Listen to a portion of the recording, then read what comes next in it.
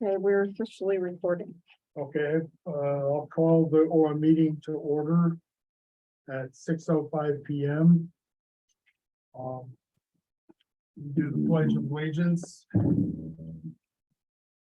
I pledge allegiance to the flag Of the United States of America and to the republic for which it stands, one nation, under God, indivisible, with liberty and justice for all.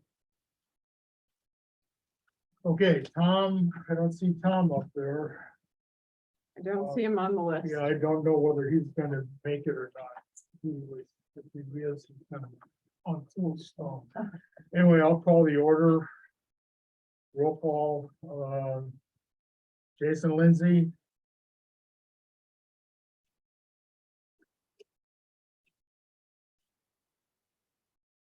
Sally DeWitt. Not here yet. Lorraine Humes. Here.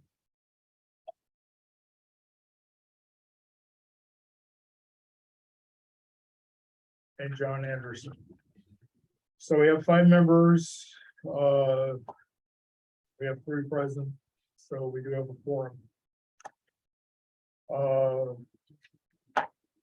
Approval of the agenda. Does anybody want to discuss a consent item? Point of order, John, you said we got 3 people in attendance and you've only got 5 CBOC members. Did you lose somebody? Aisha has not renewed yet. Ah, okay, good to know. Thank you. Was turned out on Thursday. Does she intend it? When I talked to her last month, she was going to do something, but I don't know. That's all I can say. So anyway, let's go back to approval of the agenda. Does anybody want to remove something from the consent agenda? If not, we'll approve the agenda as we go forward. Public comment for items not on the agenda.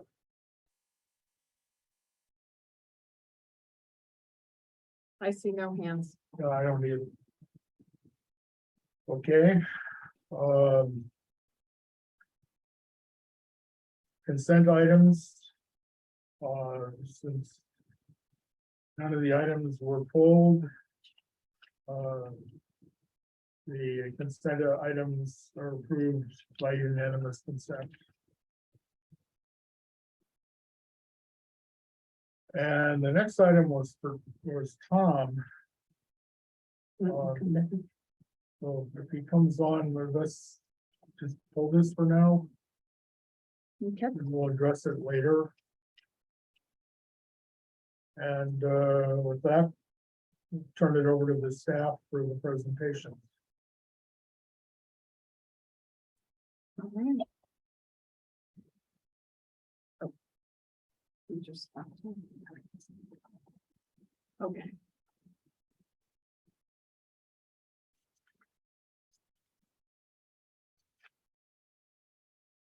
All right, so the project status update for tonight.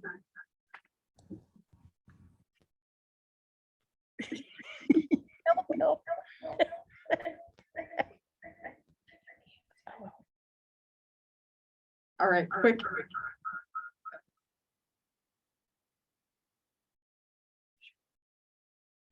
You're hearing the reverberation? Yeah, Okay. Are we all set? Okay, there we go. Yes, quick audio check for all those present. But here we go. So project status update for this evening and this month. We have our standard chart here.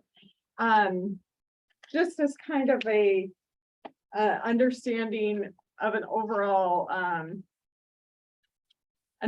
piece that's affecting really all of our projects at this time, especially with ones that have not made the procurement line yet. you know, we are in an unprecedented time again, because we never get old with unprecedented times.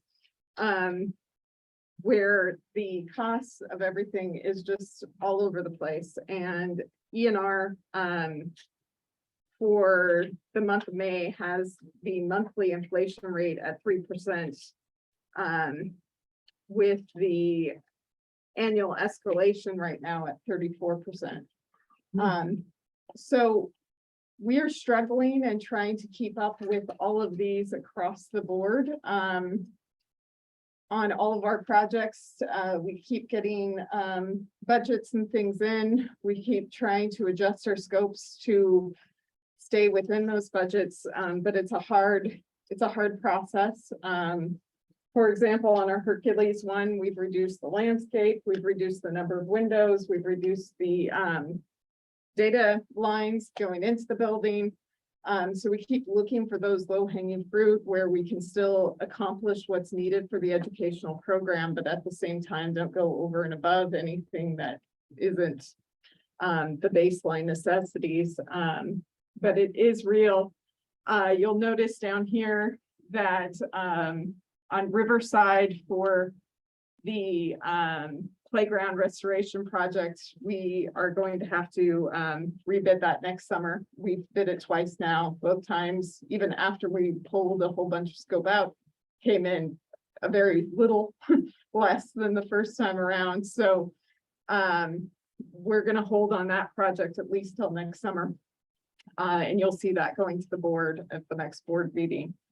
But that's kind of the umbrella of introducing the status update report. Kennedy and Richmond all have a full presentation on, so we'll skip over those. Hercules, we are going into DSA, and we got some feedback from CGS, which is the California Geologic Survey. And they're the ones that review the earth and soil conditions so that we have a firm, stable place for our buildings to sit on. And they were not happy with our first review of what our suggestions were. So the design folks are going back to figure out how we can resolve their concerns with the current design. What are the issues? Mostly they didn't like how we dealt with the expansive soils. So they didn't feel the calculations were where they would need it to be, and that the 12 inches of lime was not sufficient. So we will see. Like I said, that's what our design professionals are going to address. So they are working on that. But we are submitting to DSA here shortly. Shannon, we just received today the DD set, so that's in design. Riverside site improvements, like I said, that went out to bid, but we are going to hold that till next summer. Collins just came out of DSA, so we're preparing the bid documents. Cameron, we're reviewing the bids and soon to award. However, we are over budget on that, so we are going to ask the board for additional direction. Lake, we are about to embark on increment 1, but we have a full little presentation on that since it's going into construction. Riverside soil stabilization, we are down to the bitter end of closeout. So we have a few more forms to get into the DSA before we're officially signed off and are fully approved. But we just need to get those last little bits in. Pinole Valley, and we have a presentation on E-rate that's moving along, and we're continuing to install new data lines in the various campus. So just rolling through the sites there. We're trying to do all the ones that have interior WAPs as part of during the summer, because then we're least intrusive to the educational world. So that is the status overall. Moving into Lake. like we had any questions there. Oh, Jason, sorry. The angle's hard for me to see that end of the screen. Okay, I'll just jump right in there next time at the end of a section. But it seems to me that eliminating windows and data lines or data capability doesn't seem like a very good way to be saving dollars. I get landscape, okay, that's not necessarily conducive to learning, but in today's day and age, data, we need to be increasing that everywhere is possible. Data needs to be increased, and eliminating windows, that's, to me, kids need some sunshine, need some natural light in their classrooms. To me, that is conducive to learning. Aren't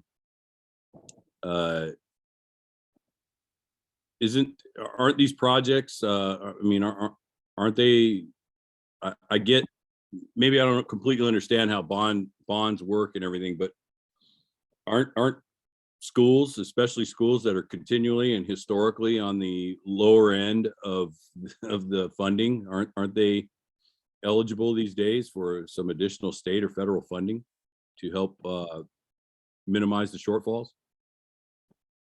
Are we exploring every possible option out there to garner more funding? So I'm going to take that in order. So as far as the data lines go, we did double check with our technology department to make sure that we were still supporting the requirements of the classroom itself. For our science labs, we're providing individual monitors per lab station so that the students can share on a larger screen what they're recording during experiments and things. And we had those hardwired into data cords. And after exploring where we are with the technology, and the new style of WAPs that we are installing everywhere, we're able to support bandwidth that are required for those monitors to work well. So while, yes, I agree, we've added low voltage lines for the other things that are now running on power over Ethernet. So we are installing more lines to run those kind of items, but less lines to run individual devices, because we're using the wireless so much more, and our bandwidth and our connectivity is just so much stronger than it used to be. It's much more reliable. So there are very few people who actually plug in to the data cords. So we're pretty confident that that's not a problem. And on the window front, we're not eliminating all the windows. We just had a few rooms that had some additional ones that were more than what were in the others because they were in corners and things. And so looking at it, it's not that we're eliminating all of them. But those were above and beyond what some of the other rooms were getting. So that was part of it. We're doing additional cost reduction savings as well. We had grown the building beyond what was required in the ed spec. We're pulling it back so that the square footage matches that. So, it's just a variety from small to big things that we keep trying to make sure that we don't, as design progresses, it's always hard because things evolve, and then you've got to take stock and make sure that you didn't evolve too far outside of the window. As for additional funding, oh, go ahead. Maybe I'm being too aspirational here and unrealistic. That could possibly be, I could possibly be described as that, but it seems to me if you're going to spend even a dollar on trying to modernize or improve or build a new facility, that the future should be planned for now. Now's the time to plan for the future, for expansion and growth and populous growth, and to be saying, well, we don't have enough money to do it the way we want to do it, so we're going to settle for this. This just doesn't square with me.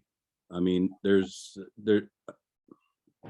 and again, you know, I'm not equipped to have this argument. I don't know as much as you about how to get funding or how to take up the slack in the gap there, but it just seems like if you're going to build it at all, it should be built to take the future. You know, we don't want to build something that's going to be obsolete in 5 years, right? That is an incredible waste, in my view. Yeah, Whatever they're worth. confident that we are keeping what is essential for us to be able to be operational not only today, but in the next foreseeable future. So we are dedicating the money to the right places, and we are trying to double check with all of our experts from all of our various departmts, including the end users, to make sure that the things we're looking at are things that are like I said, not going to adversely affect the functionality of the program. So that is forever our goal. But like I said, as design happens, things evolve, and also you don't question things, right? You're just like, oh, of course we have a monitor, we should have a data cord. And then we go to IT and they're like, why do you have all these data cords? It's like, well, like we had a monitor, we should have a data cord, right?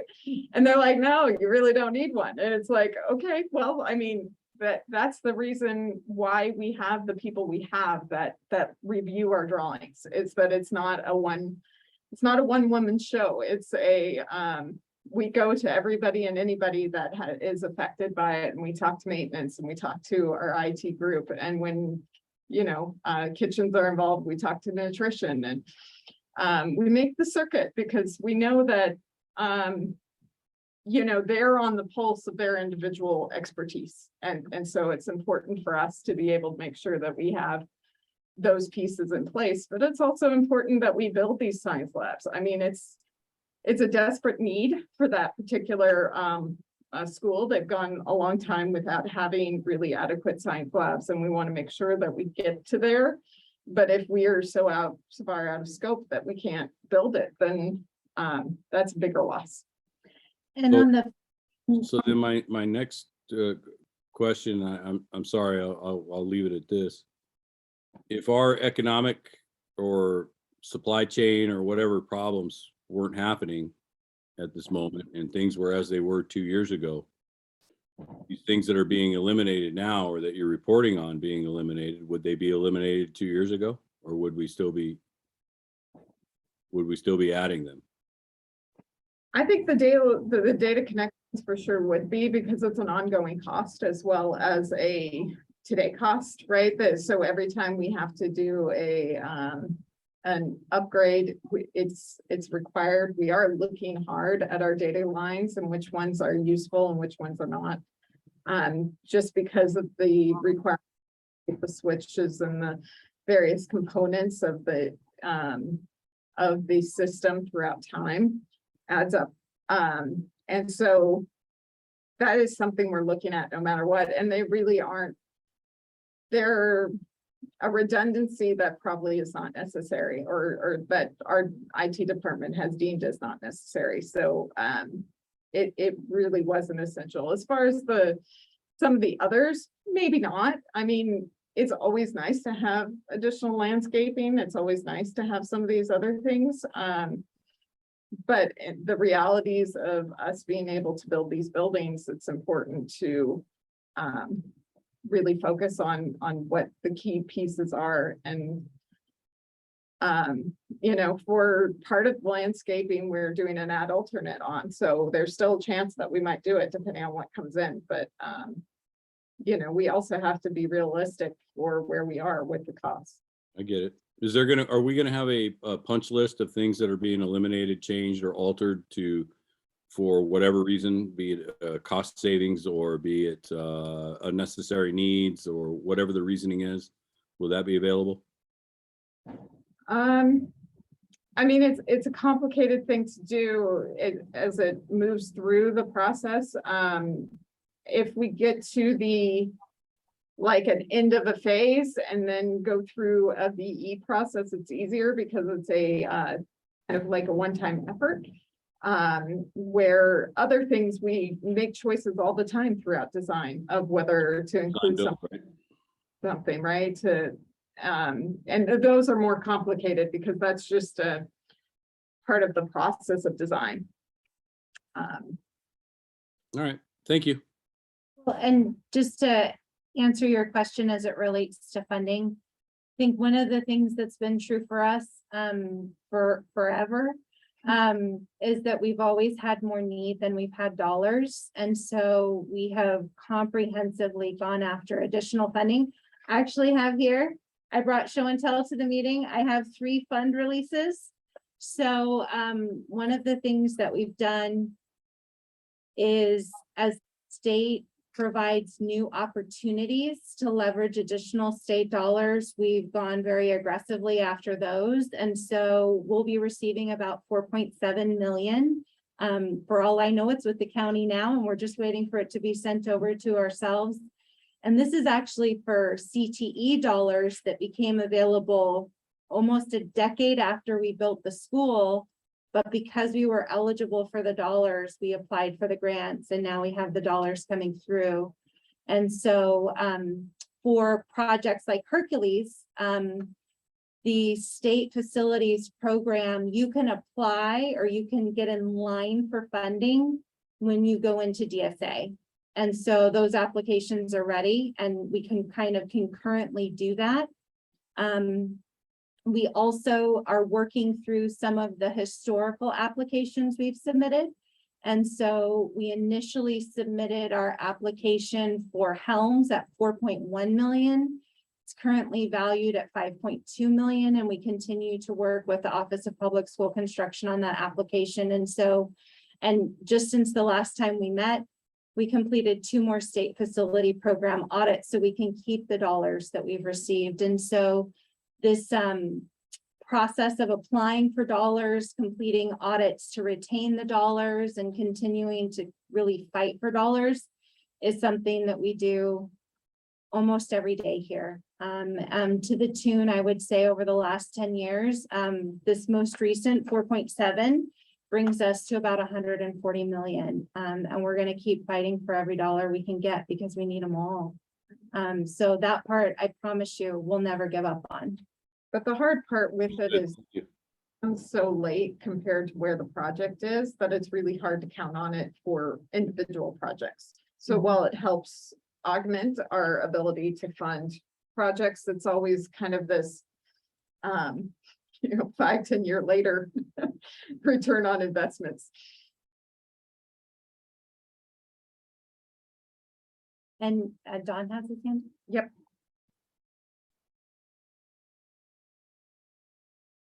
Mr. Don? Gosney? Oh, yeah, I'm sorry. I was waiting for somebody to actually recognize me like the poor chair. Anyway, thank you. And I agreed almost entirely with everything that Jason was saying.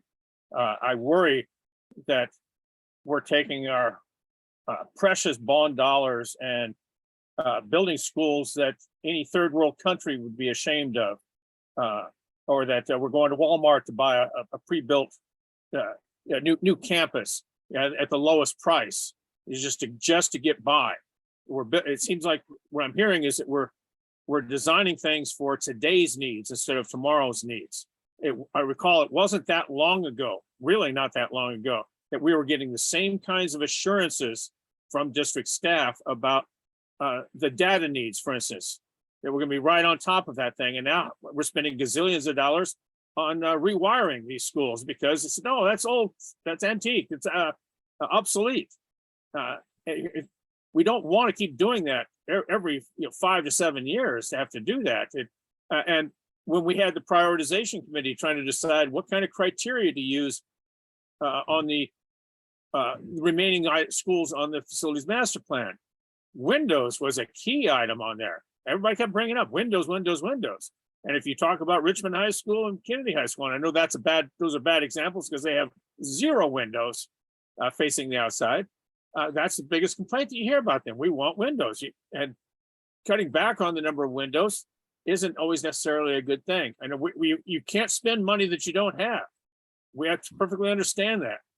But at the same time, we need to take a good close look at what the scope of the projects that we've got and ask ourselves, if we're going to spend, many tens of millions of dollars, do we want to come back in 15 years or 20 years and say that we need to redo things again? That worries me. Enough said for this.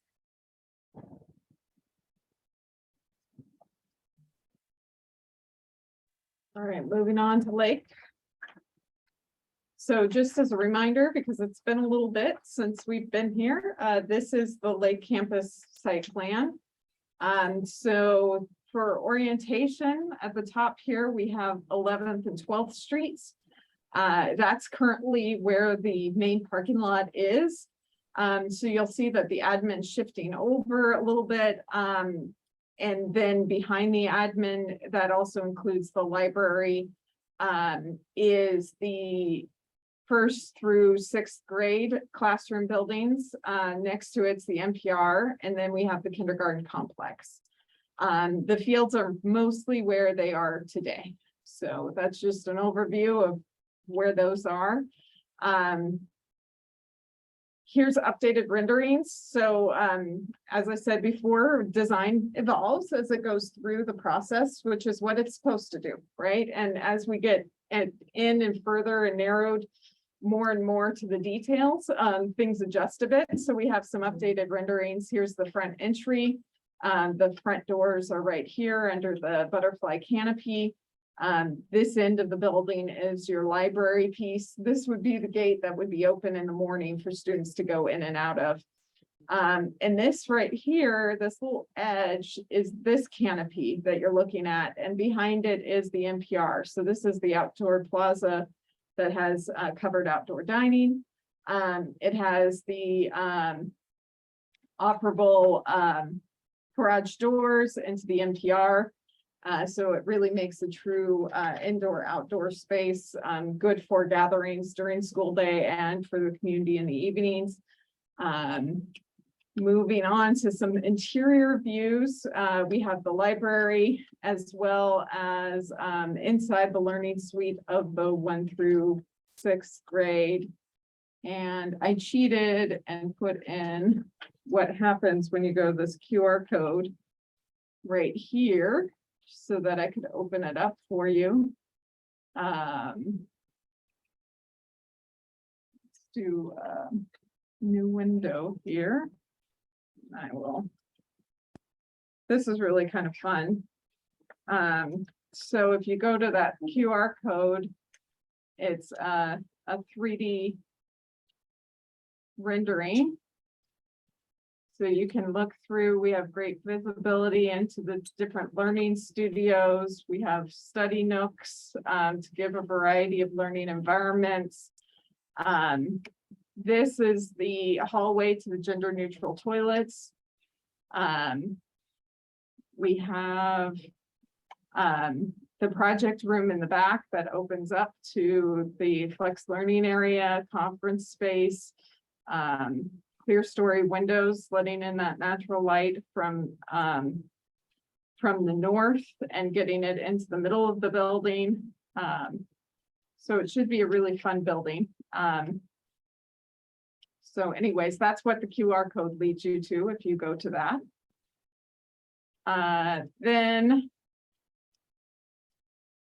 So construction is beginning. Come next Wednesday, we have the trailers showing up. And the temp fence will go up next Wednesday. So it's like real. We're here, people. Can you believe it? I can't. I'm so excited. I can't even contain myself. But we are going to construct lakes. So this denotes where the temporary fencing is going. We are closing a portion of the campus during construction of this first phase.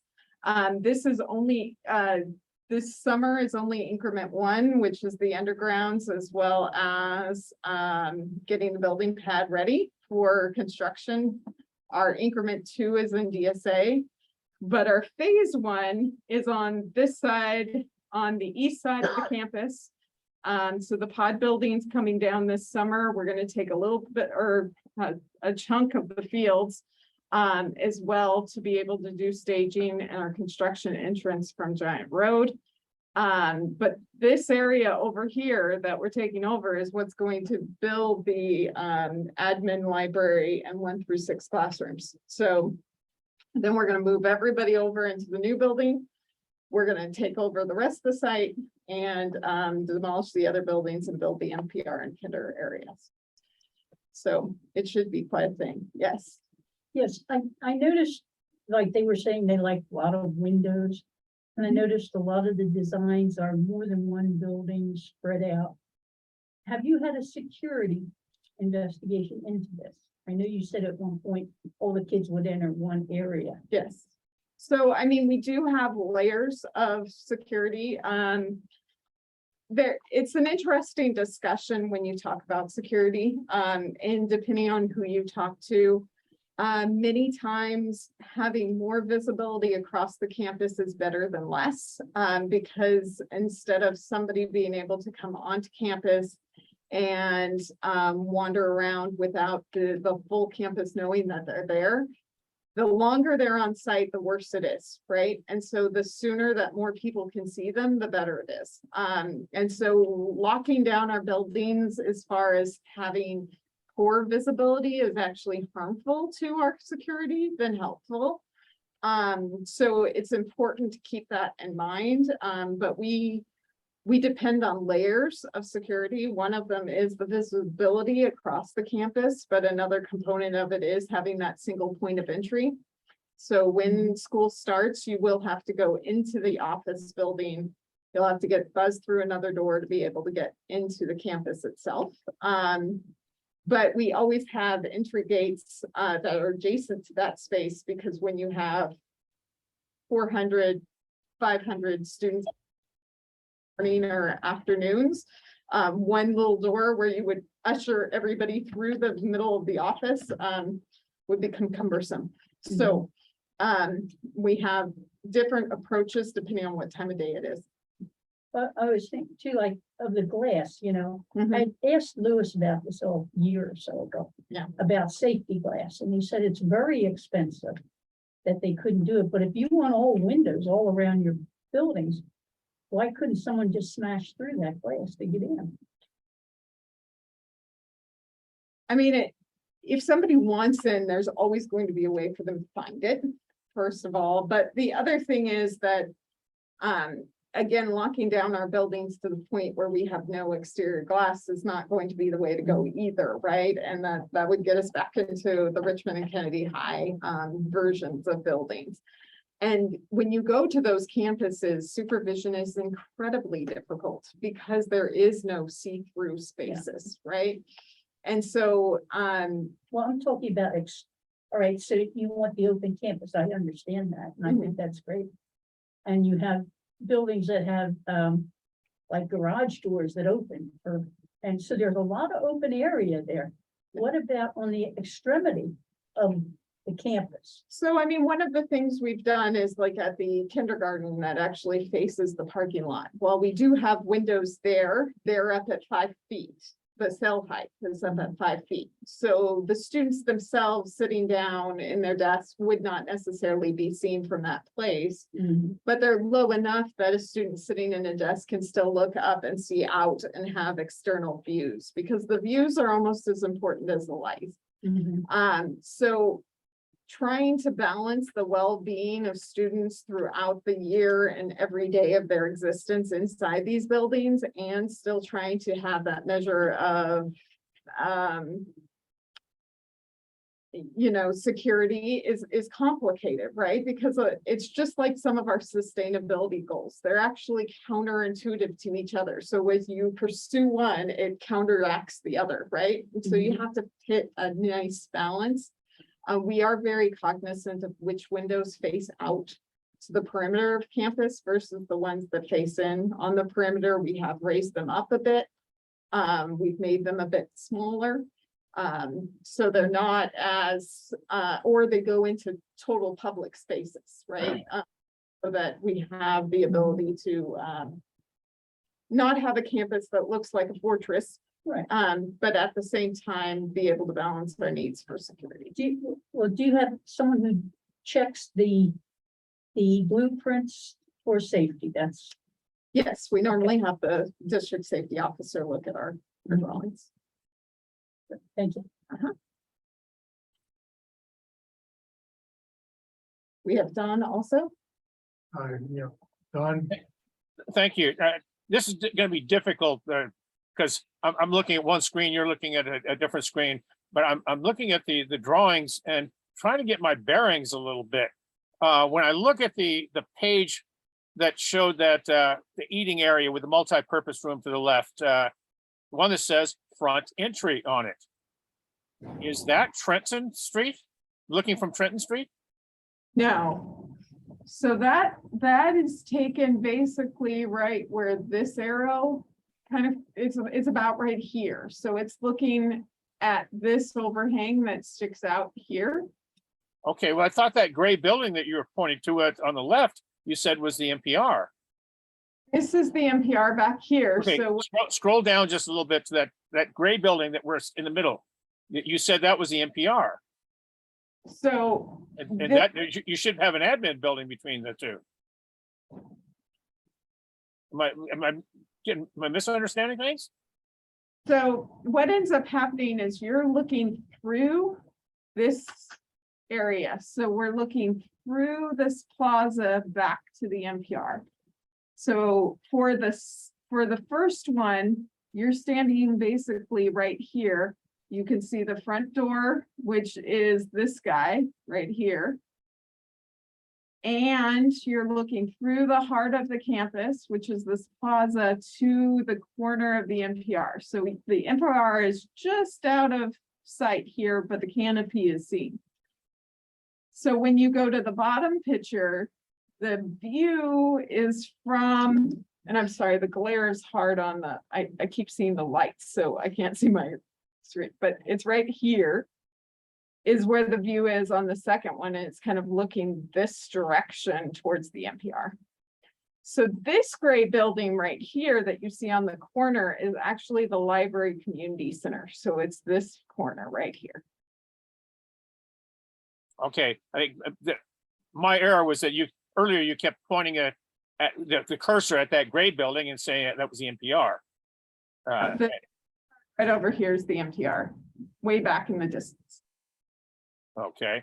And this one is the NPR, but this is from a different vantage point.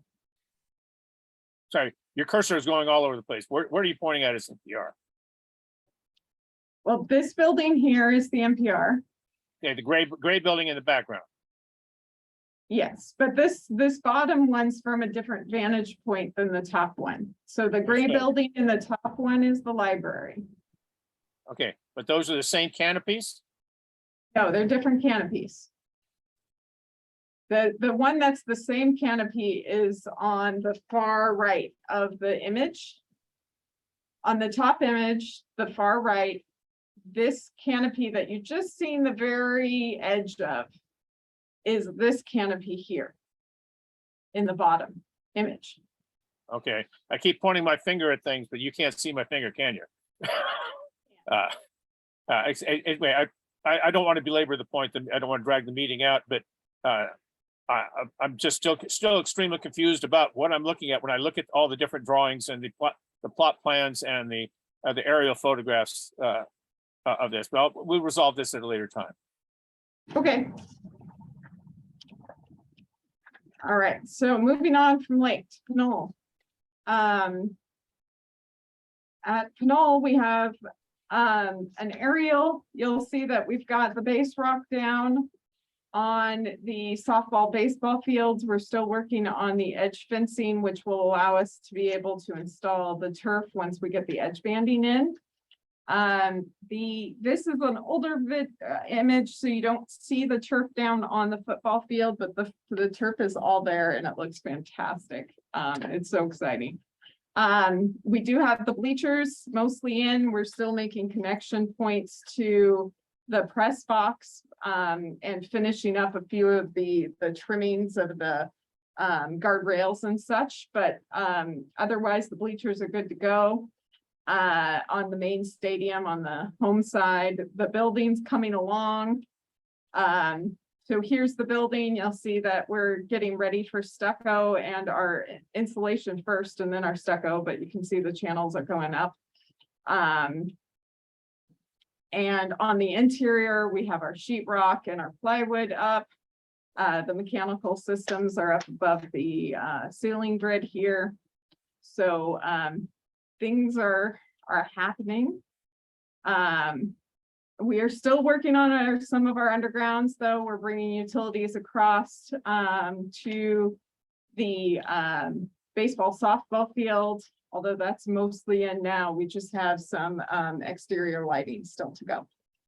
The turf installation process was quite fun to watch. This white material that you see on the bottom is the shock pad. And then the turf went in on top. They came in later and added the details to the turf of all the cutouts for the numbers and arrows and whatnot. Now it is fully installed now. So yes, Is this artificial turf? it is artificial turf. In the other newsletter, there's it shows the logo in the middle, which is also fun. All right, I also see Don's got his hand up there. Sorry to be a bother here, but can you give us any kind of an update on where the district stands with the people that were living uphill to the backside of Pinole Valley High School, with their threatened lawsuits against the district for their houses slipping down the hill? Has that been resolved? Is it still ongoing? So Don, those are claims that are actually going through our risk management office. So they're being handled through our insurance carrier at this point. Okay, thank you. Because some of the original messages that we were hearing from the community up in those houses was that the district was stonewalling and saying, not our problem. And that would, they say, okay, well, we'll see how a jury says when we get it to court. But it sounds like it's the direction has changed. We always hear the beginning of something, we never hear the middle. Thank you very much. That's correct. All right, so shifting gears a little bit here, we also did a community meeting, actually 2 community meetings, one with Richmond High School, one with Kennedy High School, where we presented our status to date on the reimagining.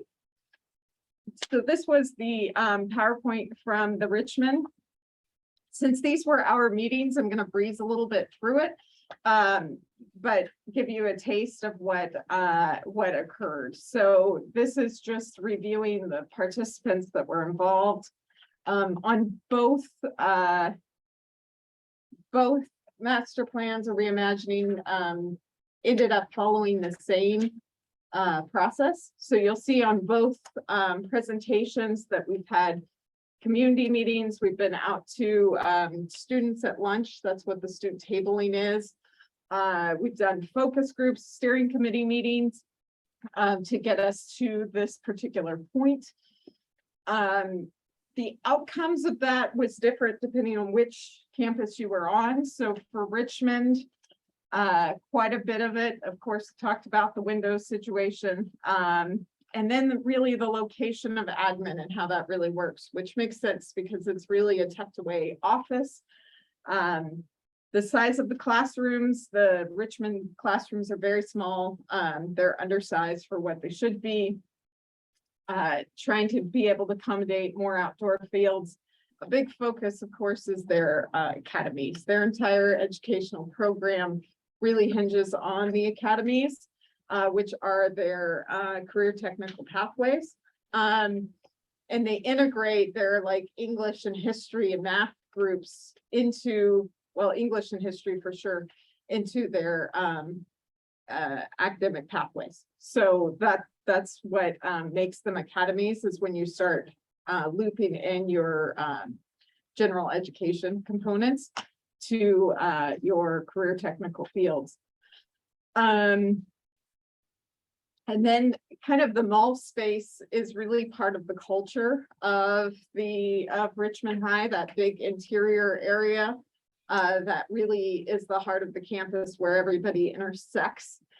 So trying to maintain that, and having additional shared spaces was important to the Richmond group.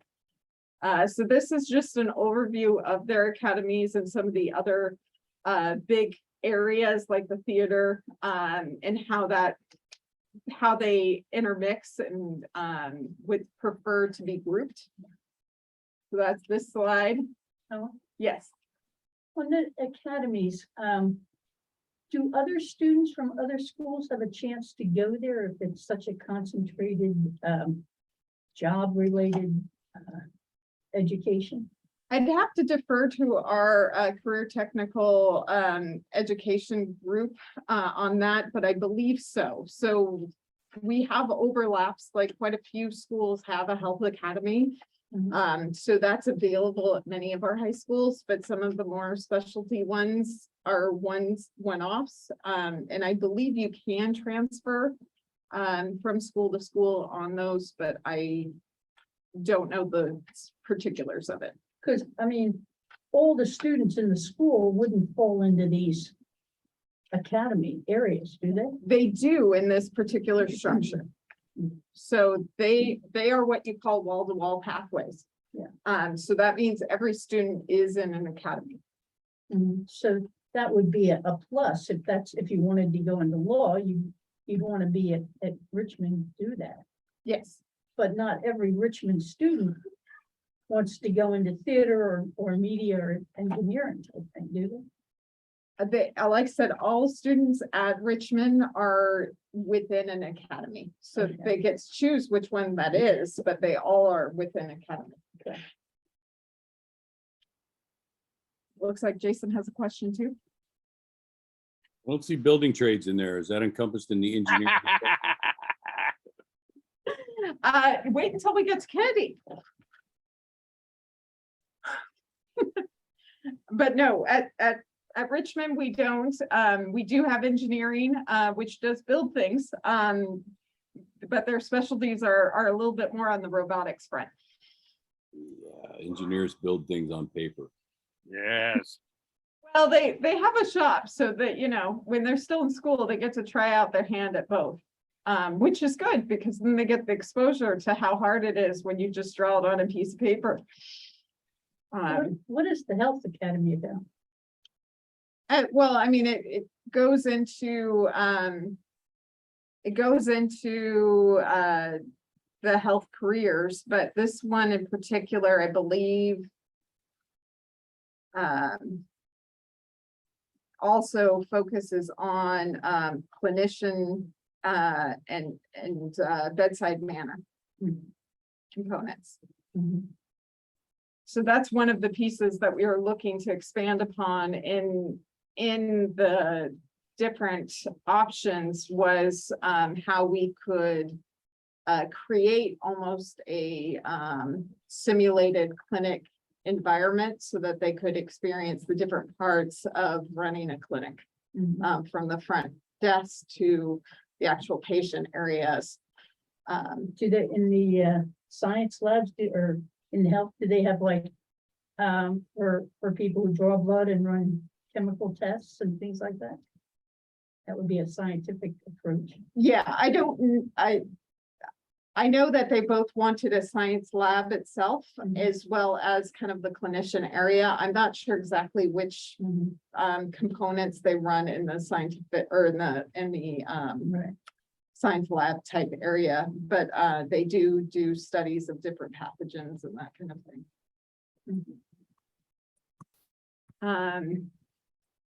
So we went through a variety of draft options at the beginning at kind of a higher level. Those were shown to various groups, including students and all the different academies and the steering committee. This was the student tabling out at lunch so that we could get a broader group of students involved in the process.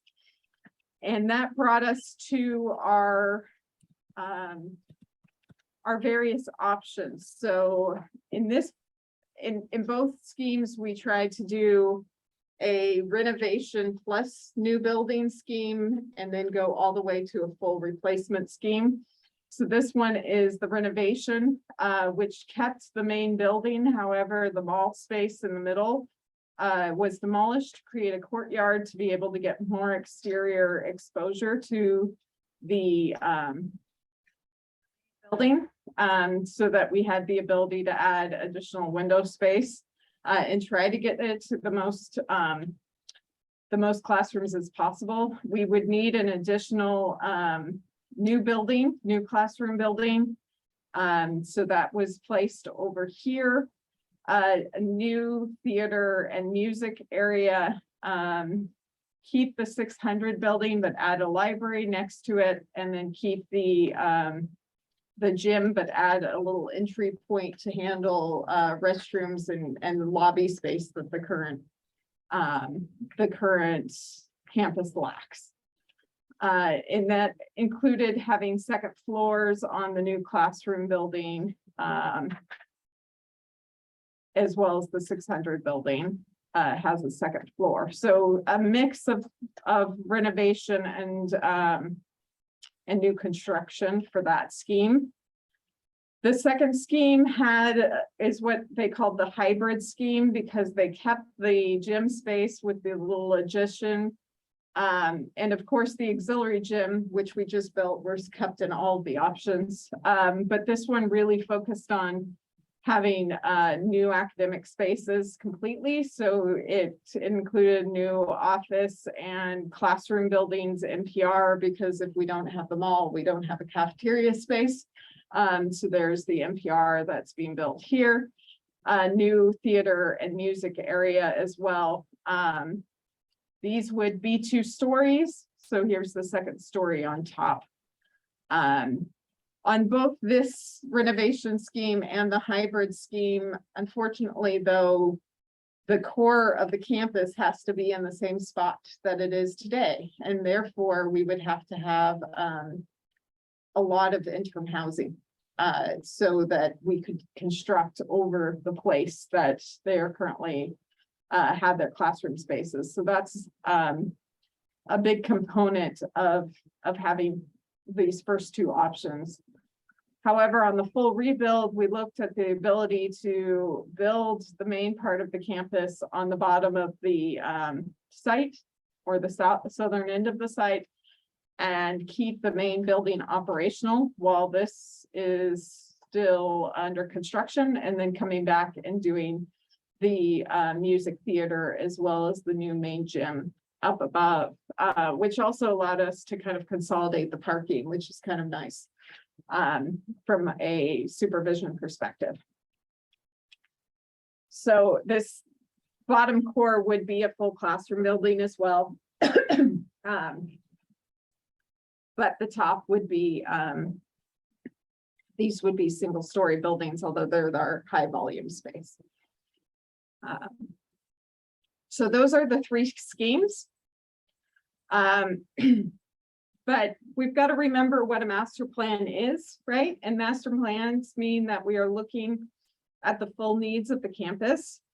And that it's an important step to understanding, and we have to have a certain amount of work that goes into a master plan to be able to know that we have accommodated what needs to be accommodated and that works. But then you get it cost estimated, and often the need doesn't match the budget. And so unfortunately, that's kind of the case here as well. Or not kind of, it really is. So unfortunately, the renovation and new construction, which is our least expensive one option, is still 363 million and change, going all the way up to the mostly new, which is 437 million and change, almost 438. These cost estimates were produced by Cummings. They were under the review of what the architect submitted as the program, and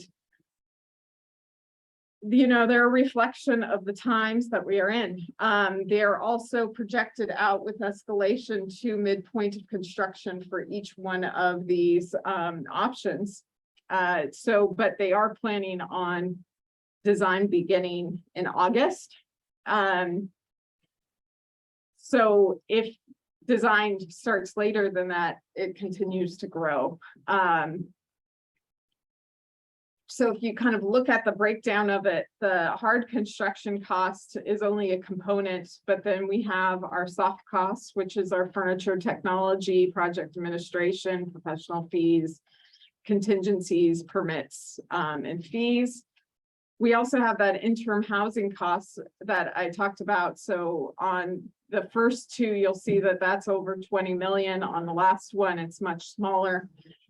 That's because we don't need to house most of the classrooms during construction. And then, of course, our least favorite, but unfortunately, very impactful escalation costs, which is just paying for time. Leaves us with these challenges, right? That the board directed us to look at Richmond, Kennedy, and Stige. We did a deep dive into Richmond and Kennedy because high schools are a lot more complicated and have a lot of moving parts and pieces and phasing that had to be addressed.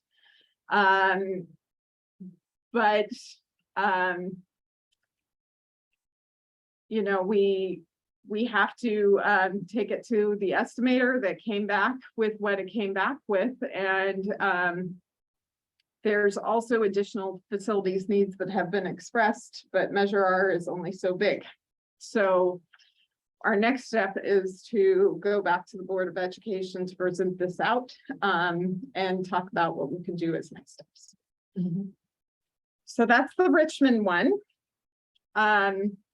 You'll see it was very similar for Kennedy. So again, we kind of recapped where we were and the process. And again, the process followed a very similar pattern. For the community meetings, we had also kind of like the major themes of safe buildings and college and career readiness, supporting all students and teachers and the community. And then the second one, we went through inspiration boards that really drove the overall vision and goals of safety, community, and skills. And these were kind of the repeated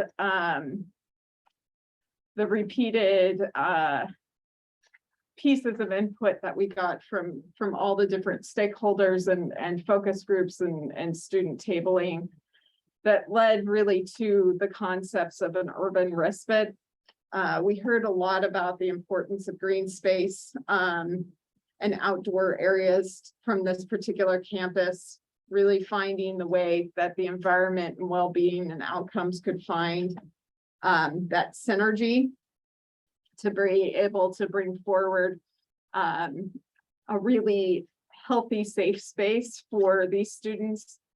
And so we had similar results of the first concept, and just to orient you here, cuttings at the top, right? And so in this particular scheme, which is the renovation scheme, we're keeping the science building, the CTE building, as well as the main gym.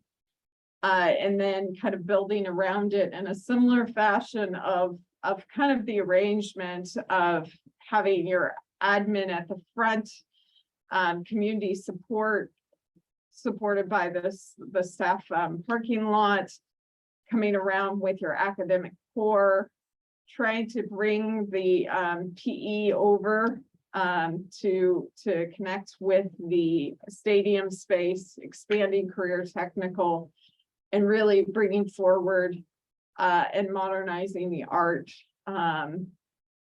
music spaces with a real event center. And that brings the main core of the campus in a similar location as where it is now. There were many attempts throughout the process to see if pieces and parts wanted to land either in the corner or along this southern end of the campus, but it never really worked. Every time we went there, we got pulled back because it just didn't work. We also tried moving the office, that also didn't work out well. So that was the first one. The second one is a full rebuild. And this one gives more of sort of the feeling of today, where you have a variety of size of courtyard space, keeping the main K space as the central gathering point, but having these additional side courtyards that support the different functions. So this really brings CTE out to the front corner. It brings your art space to the front as well, supported by the event center, admin centering us.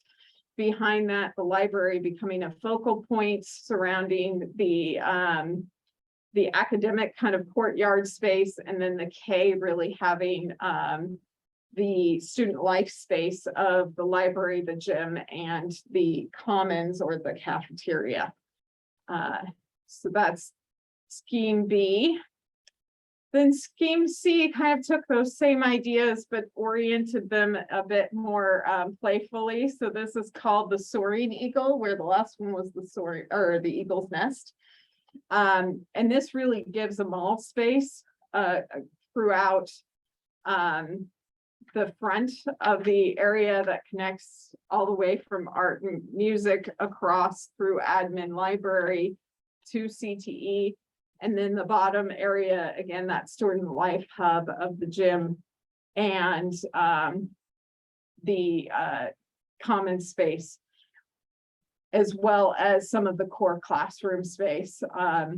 Throughout these schemes, some of the buildings are both 1-story and 2-story. So when you're looking at the different schemes and seeing change, part of that's because some of them are 2-story spaces versus 1-story space. Unfortunately, we had a very similar result of the cost. So again, the renovate scheme was in the high 300s, where the 2 rebuild schemes were in the high 400s. And of course, the challenges that presented before are true as well for Kennedy. So those are the 2 presentations that were made to the public. I see Don has his hand up. Don, You knew I was going to speak, Ellen.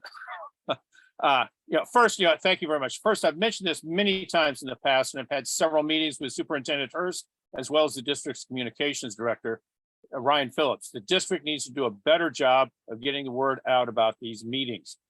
This is much too important an issue for the people to be uninformed. By the people, I mean everybody, not just the parents of the current students or the teachers, but everybody. Those of us get to pay for these for the rest of our lives. We get to live with the finished product. So far, there have been close to 10 visioning sessions regarding JFK and Richmond High School. From the district, as a member of the media, as a former member of the CBOC, and as a member concerned about the community, I've received 0 notifications from the district. I received a Facebook notification several months back from JFK Assistant Principal Helen Burks. I've been told that I will be kept in the loop, but the loop seems to have some links that are missing. In all fairness, the district did email me about the latest meetings a couple of weeks ago, but that email didn't arrive in my inbox until this morning. I guess I need one of those data port upgrades too. I've suggested numerous social media sites as well as several online newspapers, but these have yet to be taken advantage of. Much earlier this year, I went to a session at JFK, and we were told that there would be a follow-up meeting on March 22nd. As that date approached, I checked to get the details, only to learn that it had been canceled. Had I not reached out, I'm not sure if I ever would have learned that. But they did assure me I would be kept in the loop. At the Richmond High School session earlier this year, the facilitator split the attendees into 2 rooms. So at best, you can only hear half of the presentation and comments. At the JFK meeting 11 days ago, I learned of the meeting the afternoon before, not from the district, but from a fellow reporter from National Public Radio, a JFK classmate of mine from half a century back. At that meeting, there was one parent and one teacher that attended in person and 2 to 3 more online, plus the 2 reporters. That's where we learned about the nearly $900 million projected costs for the proposed work at these 2 schools. Keeping in mind, we only have $575 million. And since that time, tonight's meeting is the first time since the visioning sessions that the district has mentioned these costs to the public. When I posted an article about this last weekend, I was very disappointed at the comments from the public. Way too many made this not about the lack of money, and that's what it's about. Nobody's questioning whether these kids deserve a better school or whether the community deserves a better school. It's all about the money. But they were commenting about how racist the district and the board is by denying people of color and living on the flatlands decent schools for their kids. There were allegations that almost all of the bond funds spent so far went to rich white kids living in the hills. And many of the comments were simply that the schools should be torn down and rebuilt simply because they deserve it. At no time did anyone broach the lack of funds to actually pay for these schools or what should happen to the other 15 schools on the list. The ones that probably won't see anything done in our lifetimes. I tried to reply with hard statistics listing the more than a dozen schools where the students were overwhelmingly from Richmond and were students of color. I also showed where the district has already spent about $800 million on schools in the Richmond area where the students were not rich white kids. Of course, there were also plenty of comments about how incompetent district staff and the board are, and even a few comments about how corrupt they all are. I made sure that the Board of Education saw the detailed article I posted, with one trustee thanking me for sending it, as Ms. Reckler, who's in attendance tonight, and another emailing me that he wouldn't reply because I was just stirring the pot. I thought that's what the media was supposed to do, but I guess I got that wrong too. And sadly, the public will only be allowed to speak for 2 minutes for both of these rebuilds, plus all of the other agenda items on the agenda when it comes up on the 29th. Thank you very much. Yes. All right. Yeah, I agree with Don in that it's terribly expensive. I mean, it's almost all $775 million for one school. I don't believe they're that expensive. It was more than we anticipated as well. How But many schools did you think you'd get out of that 575? There Well, are 20 schools. it's always hard to say, and the reality is that no bond measure that this district has passed has ever supported more than one high school student, a high school school at a time, right? And high schools are extremely expensive. The difficulty is that, as I said earlier, I mean, I used to spend half as much on gas a few months ago too. So, you know, part of it could be the reaction to what we've seen in the market. But I don't even think that because the escalation wasn't that extreme. It was 8% in the beginning years, and then they dropped it down to 6% in the later years. So the scary part is if we stay on the course that we currently are on, it wouldn't even be enough. Yeah. And so, I mean, the estimators do this for a living, so it's hard for us to say, well, gosh, that just seems too expensive. It obviously can't be true. Because, you know, they have the data that they use that is industry standard. So this is where we are. And it's hard to realize that when we bid out Knoll, that was quite a few years ago. And to the midpoint of construction for the projects will be quite a bit in the future. So you're looking at a significant gap in time, and as time goes on, things become more expensive and So what difficult board to do? embrace. Choose one or the other school? Well, that is the question of the day, isn't it? Yeah. We haven't, we did the course that we were asked to do, and we are going to bring it forward. Mhm.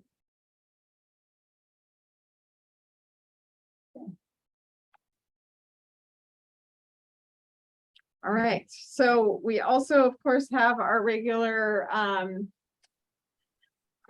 reports, our status update for Pinole, as well as our E-rate project. Is included and our newsletters for Pinole. We also issued a newsletter out for Lake to help people understand where the construction will be occurring and how the temporary fencing is being set up. So that everybody knows that we're heading into construction. Any questions? I can't really see every, are there others? I don't think there's any questions. Okay, I don't see any other hands. all right, thank you. We'll move into the next topic. So also attached here are the two invoices that were requested. So those are also here. I don't know if there were, I think Tom was gonna. We may just need to refer that to the next. Fortunately, a family situation tonight, so.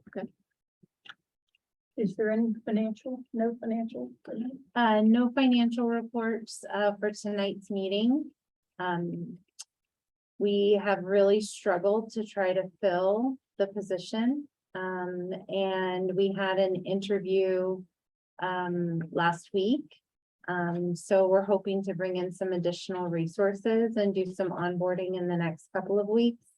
And if everything works out, then we can get back on track to that timely monthly reporting. It's been quite a struggle. So as soon as I have the reports, I'll share them. On the website, they have a nice little icon where you can go to the different financial reports, but you need a password to get into them. So I'm trying to work through that, because sometimes else sees, and maybe if you have a couple of minutes at the end of the meeting, you could show me what you see, because I'm not getting that same. Maybe because you're internal. That might Yeah, be- that's, my mother-in-law helps me out a lot. I need to see what somebody else might see, that I don't see. Because these, I mean, and this is an archive, Mm-hmm. they're archives, so if they've been in our, Mhm. they're public knowledge, so they should be open to the public. Well, and that's why we created those pages specifically dedicated to the report, so that instead of having to mine through the packet to get the data, if you knew what report you wanted to see, you could go and find that Mhm. historical catalog there. So it would be great, maybe if you could show me at the end of the meeting, and we'll do whatever we can, to get that resolved. Okay, good. I don't see any hands up with that. We'll move on to the next item we had from some discussion under the CBOC annual report. Lorraine, I don't know, last time we talked about the distribution of the annual report. Yeah, that's more or less, Pretty much complete. yeah, and also I was talking to Anton, and he saw in Hercules Library that a report was up on the community board, Good. a couple pages of it anyway, Yeah, so that well, pleased me. when we send out is like that. Okay, that's good. Tom is not here again. We'll defer that to next time. The reason we had that resolution from the end of last year, the last one was we were going to talk about change the update on some of the due dates for the annual report relative to that, and some of those for this year may change. With that, then let's just go into the website tour. for the Okay, I'm having- CEO Sally, I see Sally's here. Yeah, how about your, Oh, well, there's no Bylaws. report on that either. We have one more meeting to have. One more? One more meeting? We have one more meeting, right? Sal? With the district staff on ad hoc committee on the revision. Well, I don't know. Get one more meeting for what kind of meeting? I mean, that's the end of it type? Next thing was gonna come back with the revisions we discussed about a month and a half ago. And then we were It gonna. was a meet little with bit longer. Yeah, I think we're just waiting. We're just I think the ball's in Melissa's court, but I'm not sure. Am I wrong about that, Melissa? You're absolutely correct. Oh, phew. Okay. Yeah. I wasn't sure if okay, so, yeah, as soon as we get that next update, which would have all the changes that we all discussed at the last meeting, then presumably it's gonna be perfect. And then we can move on. I mean, I'm only being partly facetious, and I do expect it to be very good, honestly. And I'm really looking forward to seeing it. But we haven't seen it yet. Well, we too echo the sentiment. It is our ball in court and a big priority. So we wished we would have gotten it out in advance of this meeting and that it would be ready. Because I think we are very close and we've done some great work together. Yeah, it's been really good. Get that draft shared. We can then schedule the meeting to do the review of the new draft. Just it's our ball in court at this time. Melissa, are you suggesting you would schedule that meeting after this meeting or today? After this meeting, what we wanted to do was make sure that we had the draft to you and then schedule a meeting at that point, so that you had a chance to review the material in advance of the meeting, which I think has really served us well as we've been working together through the process. Yeah. And you and Lewis have a lot to be proud of in this, and I think we've all worked really, really well together. And I'm very hopeful that this is going to be a good result. I'm kind of breathless waiting for it. Fingers drumming on the desk, but I know that you're busy and you're under a lot of pressure. So We'll be sure it's to a get practice in patience. Thank you for the grace. We really do appreciate it. That constitutes a report, right? Sure, for That's right Melissa. here. This is fiscal year. Yeah, so she's. Okay, so now Lorraine and some help probably from Anton is gonna give us a tour of the Cboc website. I think there's a link to the CAB. It's in the agenda. the main site is in the agenda. Yeah, I'm having a slight technical difficulty here. My battery is died. So it was charged when I came, so I asked Melissa to pull up the websites on the and I'll sort of walk her through it. I think you'll notice on the Cboc website, it was constructed many years ago. And so a lot of the choices are on the left-hand side. Well, now they've put in drop-down menus. So I think if we do a remake of it, we'll probably get rid of because it's duplicate material. We probably get rid of that. And I think you'll see as we go through that it needs a lot of work. And sometimes showing is better than telling. So I'd like to show you what we have to do to it. And if someone would like to join me in checking, working on it, updating it, I'd be very happy. The Cboc website has come along quite a bit. There's a lot of information on there, a lot of good information on there. Like they have a facts section, and in that facts section, say you wanted to do a, here we go. See across the top, you have the buttons. When we'll skip the first one on the left, that's just a program for the last convention they had.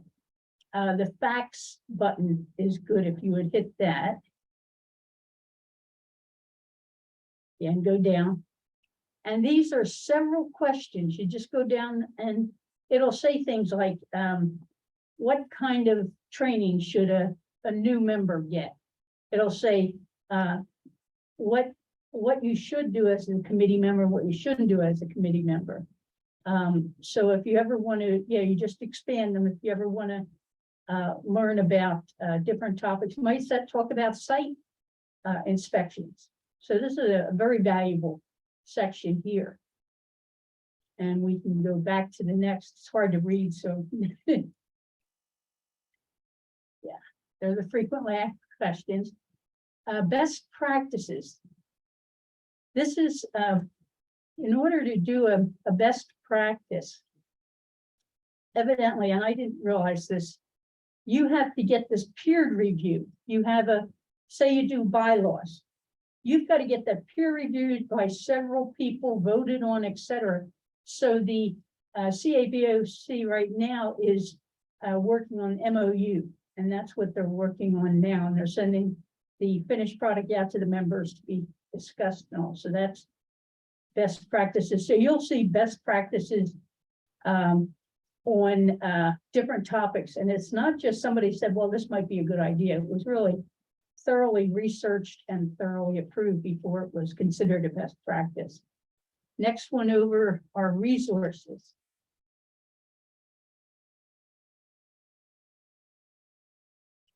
And these are the Brown Act resources. You've got performance audits. And these are articles written about them that you can find out about the different topics. Again, it's something you can spend some time on and see. They're going to do a retreat on their strategic planning, and that's internal. That's going to be done next. But there are several topics here that you can use for your resources. Okay, and the next one.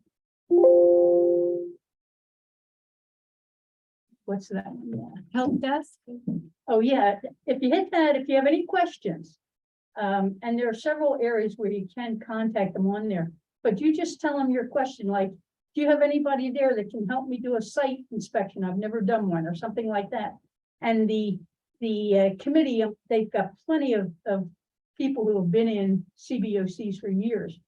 And I'm sure they would have somebody there that could help you, or if you have a question about a ed code or something like that, you would fill this out, send it to them, they'd get back to you. They also have a Facebook page, and they have a Twitter page.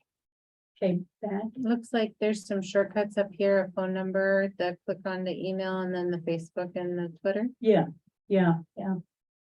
And the next final one is, Poor management practices. oh yeah, this is an interesting site, and it's very helpful.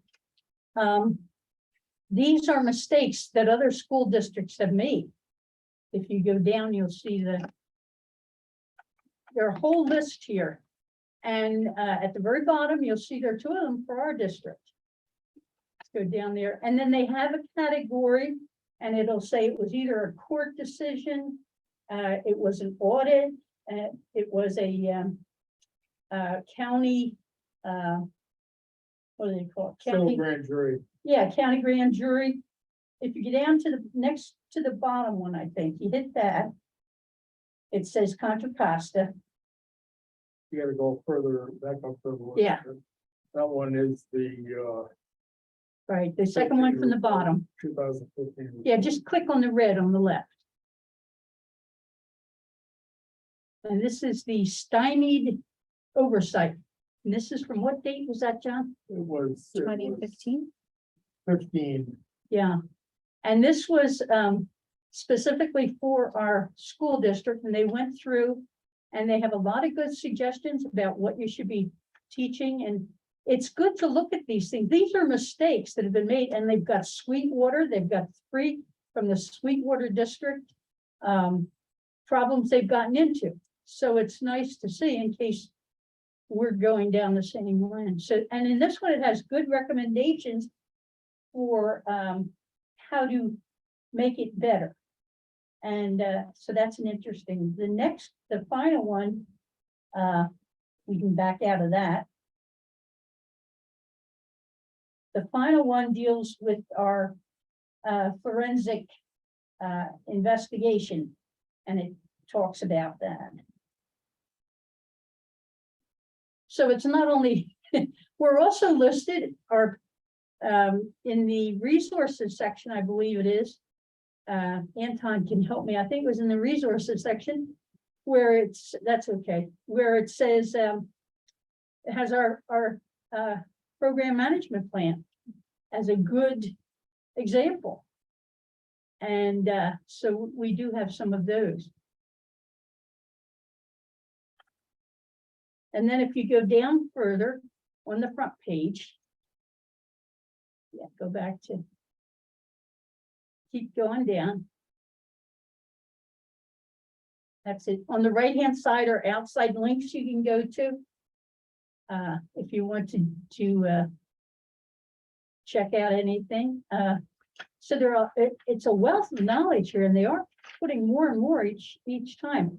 Now, if you get down the bottom, you'll see about CABOC. Yeah, they're a little higher up, I think. I can't see here myself. Here, keep going. You'll see the bright red bulb there. Yep, the top one says about CABOC. And if you click that, go down a little bit, you can see that they have, if you get down to newsletters, they put out a newsletter periodically, and they're usually on a topic, and they've got all the topics here from 2019, I think, to 2022. So if you want to look at it, and I think this is the one that talks about site, might be a site inspection on this. I can't read it from here, but. So this is the general, Anton, can you think of anything else on this? They're constantly trying to get more and more information, because the whole purpose is to help CBOCs. So that, and before the CABOC, the California Association of Bond Oversight Committees, I'm a member of it. So, and Sally's a member of it. Anton helped form it. John's a member of it. So several of us are members of it. But there used to be the California League of Bond Oversight Committees, and they dissolved last year, and then the CABOC more or less took it over, and like Anton was in both organizations type thing. So they're trying to make it bigger and better. So that's the one. Are there any questions on the CABOC website? See Don's hand up. Oh, hi, Don. Thank you very much. And it is a very nice website, and they're doing some good work here. But when you went to the poor management practices, I got concerned with just looking at the two items listed for West Contra Costa Unified School District between the grand jury report and the forensic audit, because they're only printed, or they're only showing what came out of the grand jury and what came out of a VLS. They're not showing all of the responses to both documents, pointing out the serious flaws in both the rationale and even the practices, especially with the forensic audit, where they didn't even talk to a number of the key personnel involved. So people are going to be looking at this thing without realizing it's not the whole story. And if we're seeing that on these two items, I'm certainly seeing that on these two items, because I know that between the two of them, I provided about 65 pages worth of comments, questions, and other data. But if I'm seeing that on these two, where I know something, what about the other ones where I don't know something? Am I only getting the partial story there as well? That concerns me on this kind of a page. Thanks. Right. Well, of course, you can always, if you went to the grand jury report, would you get both sides? I don't know. There's a second report. Yeah. There's a 2016 report that the grand jury issues, that they have the recommendation. And I don't know, it depends, anywhere from 4 to 12. Mhm. They'll have the recommendations, and then they'll have the response of the district through those in their comments. John, you're So the, that's a separate, that you can find that on the West Contra Costa, on the Contra Costa grand jury. Website. well, maybe Don, if you give them a suggestion, maybe they could have a cross link or something there. And, And we've had that, you have those documents. We've been Yeah. using those documents on a revision of the policy, but I think I've passed them around a couple of times. The documents on the grand jury report, the actual report, and then the responses, which is a separate report.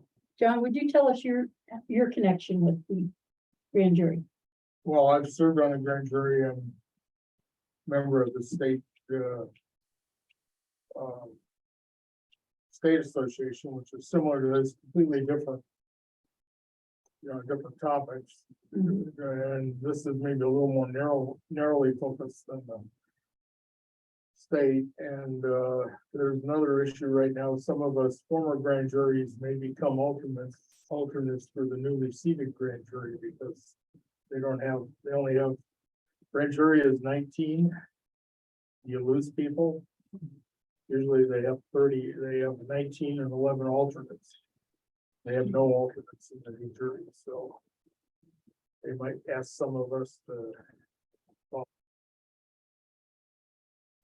Are there any other questions for the CABOC website? I just wanted to share that for the link that is on the CABOC website that links to our website. Yeah. For the forensic accounting investigation, the district has a dedicated page where you can get all of the information, which includes the public comments. Yeah, so And this so one goes that's- to yours. That's for the still report. maintained. Yeah, that's. So they that are should be cited available. As a reference and follow up on Don's Mhm. comments Like a on cross-link, yeah. forensic accounting, that should be on, And it, the second piece of information associated with that Mhm. problem statement on the CABOC. Good suggestion. Okay, let's go to the CBOC website. so to get there, there's one of the shortcuts that I often use. This is the district's main page. Yeah. And if you go to committees.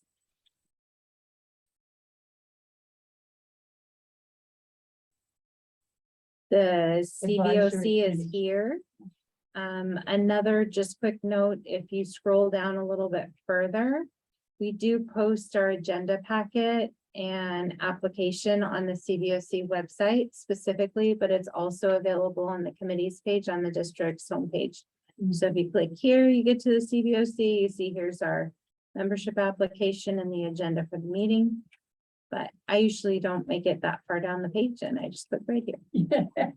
Yeah, that gives the CBOC webpage. Mhm. Actually, I have the link to that on my Mhm. laptop Yeah. and mainframe. If you go down a little bit, there you go. You see across the bottom, they're all drop-down menus. And you'll see, like I said before, they are similar to the menus on the left. And we'll quickly go through those. If you look up underneath, the blue is the announcement. And that's actually, and that says if you want to join, you go to this page for an application, et cetera. Well, to the right of that, you've got the directions on how to get to the building. You go over to the right. Yeah, you pull that down, you get the directions. And you go to up there is also the calendar. Now we have to do something on have it listed. The date is listed, but it doesn't say what that date, we have to fill in the box. So there is on this page, it tells all the meetings for the year. So we just have to go in and put down CBOC meeting, what time, et cetera. Yeah. So, and if you go all the way down to the bottom, keep going. There is the there's an email address. Well, the email address is not the same. That was the one from a couple years ago. So that has to be changed. The, Well, and that you actually were segueing into some topics I listed to discuss What? at the next meeting. One Oh, yeah. Is an email specifically for the district email for the web, for the CBOC. And then that's the question before anybody that joins the CBOC should have a district email. That way we keep all of our correspondence there rather than in our own personal right. emails. And then there's, when you leave the CBOC, IT just cuts you off. One thing about that is that you have to remember to check it. I've done work with other CBOCs and the district says they don't check the website. Well, and that's, their you know, email. that is an issue. Yeah. So we'd have, maybe, it might be a way to go is to have it to the CBOC before on that address. It used to go to it and then Cameron would, the secretary would check it out and also Don would check it out periodically. But that's one we should get fixed. The other Yeah. thing about emails for individual members is Right. secondary. Okay, let's go back up to the drop-down menus. And we can start on the left. That's home, right next to home is about us or something. What is that? The second. Our committee. Hmm? Our committee. Yes. And in that, you've got, they actually have the roster, the current roster on it. And I can't, can you read that, Melissa? The different categories? About us, chairperson message, FAQ, Members, C-team, members. Yeah. Membership by categories, historical archive, mission, and contact us. Right. Now, contact us is not going to help too much. Because there's no contact. If you hit that, click on it. It says, hit the email and it would go to the old email address. So that's not going to help too much. And at another spot, we have a place where you can contact us, but it's not a viable site. So this is, and on the chairperson's messages, that's where they used to have the reports they put on there. but And you'll see a lot of them are not up to date. That's what happens on a lot of these pages. Okay, next column is, Our schools, next one. meetings, Yes, now in the meetings, here's where you would have your agendas. The bottom, hit the agenda one. Now that, you have to go to the year. So you get down to whatever year you want. This is good for doing research too for the annual report. But remember to hit that top button or else it will never get there. So, and now we get here, you can have the agendas on the left. You would have the minutes if they've been approved. And you would have a video of it, of the meeting on the right-hand side. So that's a good resource and you can go back through the years for that. Okay, let's go back to the drop down again. And other, I think meetings did. Yeah. after meetings as reports, Yeah. And just read some of the reports. Yeah. financial reports, staff's report, chair's reports, CBOC annual reports, financial audit reports, performance audit reports, Okay, look at the, what's the second one down? staff's report. Staff report, do that. Now, this is one, and you can see the date is pretty far back. It's one that we would probably archive. Because it is duplicate material as well, and found elsewhere. Okay. The next, Training, training. Now here, to get to this on the old method, you have to go to the site map. But here they have training, you can get down on the two of those, one each. Yeah. And this is, I can't read that. Training documents, Training documents. Yes. Okay. What else do we have? training videos. The videos are, and that was something on the site map. And we have 3 videos. One is, this is construction and Melissa actually helped with that.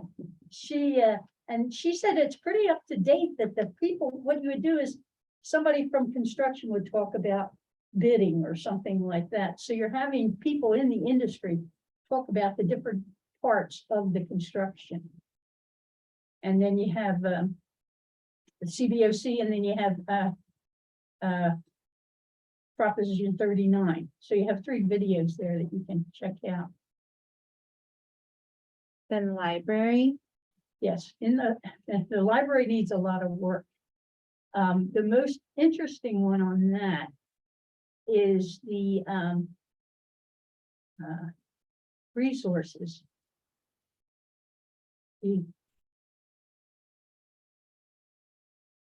Here you have the bond measures, the actual wording in the bond measures. The one for 2012 isn't on there, but this is and you can't find that just everywhere. You go even to the elections board, you'd have to put in an order to get it. But that's the full wording of the bond measures. Below that are the resolutions for the bond measures that were voted on by the board. And below that is bond issuances. Now, we don't have the most recent from last year, but that's when they sell the bonds that would be on there. So that's an interesting section. Okay, what else we got there? recommendations and resolutions. No, I think but it needs work, I think. Yeah, it might not have the latest. Yeah, that's the case in a lot of these. Yeah, so just play around with it and see what it has there. They also have links. Now the links part up top is the Cboc. That would be, we'd have to get that off. But they have the district site. They have Cash, which is an organization that deals with construction of schools. You want to go back up again and see what's the last one? Calendar. Oh, forget the calendar type thing. If we go back to, I think library. What are the things on library? Agreements, services and procedures, CBOC information request, recommendations and resolutions and resources. Yeah. The recommendation, the requests or recommendations. You want to hit on that one? The recommendations. And I can't read it. So there's recommendations on the left-hand side dated 2005, 2006. Yes. Resolutions on the left-hand side. We did just update the resolution 22-02 from a recent meeting, and we did add that here. Good. But as you can see, there's a lot that are missing. Okay, good. But we So- did hear at the last meeting, the request to post the resolution Mhm. to the website. And so it's a function of you take all of these pieces of Right. information and you compile them into a packet, which is posted. In order to maintain all of these spaces on the website, you take the packet back apart again, and then you save each Yeah, thing in the well- different places to create the historical archive. Actually, what you would have for the resolution is the final approved version that actually shows up in the meeting, like Mhm. the minutes that we approved tonight for the last meeting. So this is the- latest resolution, and it has the vote tally and the signatures on And so we are a work in progress, but we did hear you loud and clear at the last meeting and we did post this one. Yeah, my only comment is, I haven't looked at this since maybe early in the year, and it looks a lot better, so you've done some work. The one section that talks about legislative laws, it's got the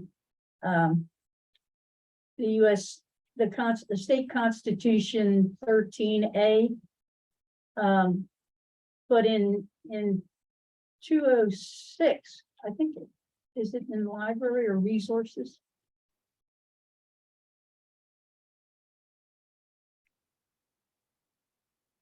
Yeah. No, there on your left, does it say anything there? Legislative documents or something? I don't see that. I Okay, see. must be on the page. But anyway, legislative documents, they've got the Constitution. In 2000, the Proposition 39 went through, and they don't have that in the Constitution. They haven't made that update on the one where they talk about the, Regulatory documents. yeah, regulatory documents. Okay. On the one they talk about the, let's see, the ed code. On the one ed code that ends in 15280. Mhm. In 2019, there was an update on that. And that's the part about where the Board of Education has to give a comment on the findings of the audits within 30 days after they've been presented. Yeah. And looks that's like not that. in there. You know, so a lot of these need updating. You had the acronyms there before. That's from cash, and it's like from 2008. And then down where it says, underneath that, it says Brown Act, and that is, and then the next page, it has from 2018. So we've just got to get in and see what's there, what links work, what we can get rid of, and but it would take an ad hoc committee to take a look at it. So I'm asking for someone to volunteer if they're interested in this sort of thing. That's about all I have for that. Any questions on the CBOC website? Okay, thank you. Okay, with that, as I said, we kind of segued in with looking at the CBOC website, some of the things they have for topics for next meeting. And then the other item, of course, Sally and I and Melissa mentioned earlier relative to the draft of the best practice. And then there was only one other item on it, and Raina would think about that, and you had the proposal a couple of months back for makeup of different ad hoc committees. Yeah. Discuss that in the future. Yeah, we all should be doing something each month. Maybe we get two people together, you know. Maybe, you know, someone may want to try to do a site inspection. Work with Lewis, work with CABOC, tell us, because I don't know how you do a site inspection or how a CBOC site inspection is different than another type of site inspection. So it might be an interesting topic for someone to look into. But we all should be doing something each month for covering something for the committee. Okay, with that, I'll call that we move to adjourn by unanimous consent. Before you go, sir, can I Sure. just bring up two items, please? Go ahead. Thank you. I think you need to make sure that Sally DeWitt was not here at the beginning of the meeting. You need to make sure that somewhere it's registered in the minutes of the approximate time that she joined the meeting, because I didn't become aware of it until just about 10 minutes ago when I saw her face all of a sudden show up on the screen. But make sure that's on there. But also, one of the problems for those of us that are doing the Zoom thing, we're not seeing several of the CBOC members shown anywhere here. You're a good example, John. We have no idea that you're here because we're not seeing your face on here. You're not listed on the participants for the Zoom. And the public needs to know, you know, which of their representatives are actually here. So I'm not sure how to fix that with the hybrid mode that we use, but it's something I believe we should do that. I know in the city of Richmond, it's a big deal when the members of city council turn off their cameras. We actually had one council member that we saw his name on the screen, but turns out he left his house and went to the El Cerrito City Council meeting to do some work, and they came back and logged back on, but everybody thought he was still here. But so just on these meetings, if you could find a way to post something so the public has some idea of who's in that room with you, for instance. And with Lorraine, we saw the top of her head a few times because her camera was pointing up at the ceiling. But at least we saw her name and we could hear her voice. Thank you. Wasn't this the That's device the- working? The device that goes around the room? Yeah, it does. So at the top, Am I up It's there? just hard to see Yeah. because it's small. I'm trying to, so On my screen, that is maybe 5/16 of an inch high and 2.5 to 3 inches long. I can see some blue things on the left, and I every now and then I see some little squiggly things moving. But if you expect me to see a face on there, it ain't happening. Yeah. It's not pivoting tonight. Okay. The other members are speaking. So I don't know if it's a distance issue between the mic. Right, Louis, it usually pivots. Yes, like I'm talking, it should pivot to me and pick me up, It's not. but it's not. So maybe I'll have to. It is looking both at you and I. Yeah. At the screen. Okay, any rate, with that, next meeting is July 11th, same time. Here at 1400 South Marina South. And with that, we'll adjourn by unanimous consent. Thank you. thank you. It is Thank you, everybody. 6:56.